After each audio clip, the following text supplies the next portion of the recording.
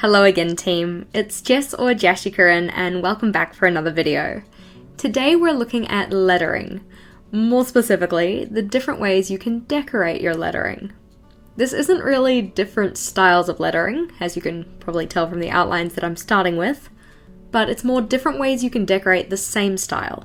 So as you can see, I'm starting with outlined words, which I'm going to fill to decorate. And the types of decoration we're looking at today would also be suitable for either fauligraphy or something like the chunky block style lettering we have here.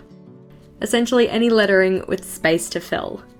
Depending on the style, you could also use these for regular brush lettering, but brush lettering isn't really my strongest skill, that's why I'm using an outline today. Plus I had some left over from my gradient lettering video. Before we jump into it, just a reminder that as per usual, any of the equipment I use in today's video is linked in the description below. Jumping in though and starting with the basics, you can of course just fill these with colour or pattern or coloured patterns. Of course, I had to go with a rainbow here, so for the first example, I'm just filling every letter with a different colour and slightly blending where they meet. If you wanted to see more examples of gradient lettering and hear me explain how to achieve this, I have a link to my related video in the description box and in the cards above. For the second example, I'm just filling the word with black lines that go in different directions. This one is one of the more simple Zentangle patterns, but it can look really visually effective. Of course, you could always use a different type of Zentangle pattern or a combination of a few to get a really interesting look.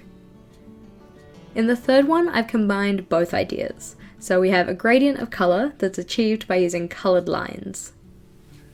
It's also good to mention that the inspiration for this video came from this post over on Instagram by Valentina.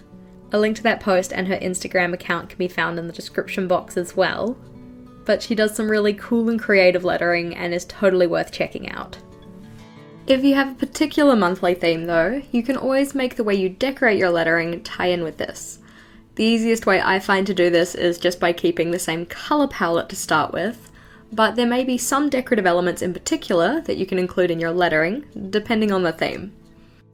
For the examples we have here, I'm doing one donut style lettering and one animal print style lettering. Of course, these would fit in with a donut or sweet treats theme or an animal print / jungle theme, depending on what you're doing. But because there are pretty much an infinite number of types of themes you could do, the possibilities here are essentially endless. To list a couple more ideas though, if you were doing a gemstone or crystals theme, these could be filled with a pattern that resembles that. You could use the space to fill it with florals or plant doodling, which would fit a range of themes. You could use hexagonal patterns for bee or honeycomb themes.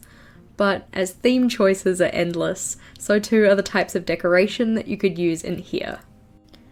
Another idea is to make your lettering essentially look like a piece of scenery. How you do this really depends on the type of scenery and the overall finished look you're going for. For instance, do you want outlines around each of the different elements or not? For a couple of examples, here I'm first doing an outlined then coloured rolling hill scene. I've got a sunset scene where you start with the background gradient and then draw silhouettes over the top. And then the last one is similar, but for that one I'm drawing over with a white gel pen to make the stars. This kind of thing would be really cool for themes that could be related to recognisable places. So things like space and galaxy themes, beach themes, cityscape themes. The list goes on, and obviously these are only a couple of examples.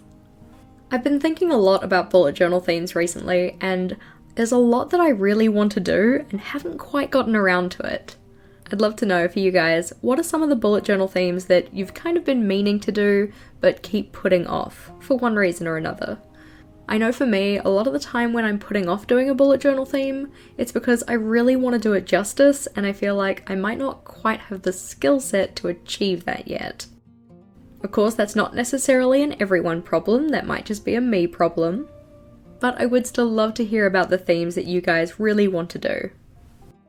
Something quite fun that I've seen is making your lettering mimic the design of certain characters, so let's see if you can guess these ones. This would be really cute for themes related to TV shows or movies, etc. that have characters whose air quotes, essence, can be captured using colours and little details. I've of course gone for quite recognisable characters here, but remember that, at least if you're doing this as part of a bullet journal setup, there are quite likely going to be some other elements on the spread that will give a little bit of context, a bit of a hint, as to who your lettering was based off. In this video, as you've seen, I've used the same pre-outlined word to do all of these examples. In terms of the first example of character-based lettering here though, you see I've also gone outside of the lines to add an additional detail.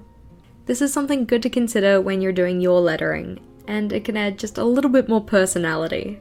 For instance, does the character have wings, or horns, or a tail? Those things can be incorporated into the outlining for your words as well.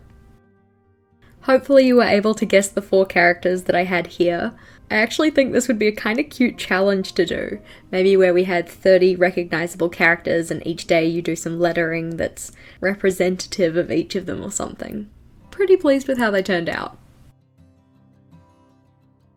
Of course, there is a huge range of other ways you can decorate this style of open space to fill lettering. This list is by no means exhaustive, but hopefully this video gave you guys some ideas. If it did, please do make sure to give this video a big thumbs up. Thank you so much for watching. I'd love to know which one of these ones is your favourite. And if you wanted to see some of the other videos I've done about lettering, a link to that playlist is on the screen here. But as always, do feel free to check out some of my other content.